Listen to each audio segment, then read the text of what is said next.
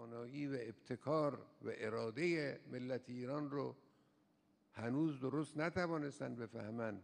این رو ما باید به اینها بفهمونیم.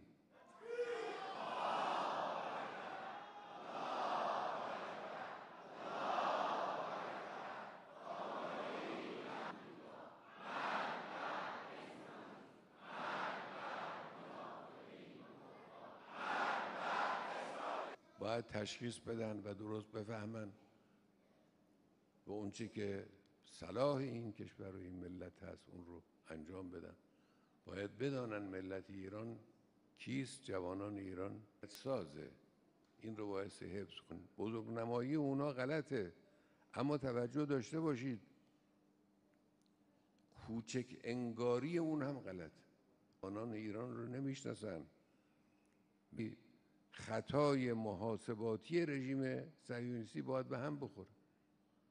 اینا دچار خطای محاسباتی هم نسبت به ایران.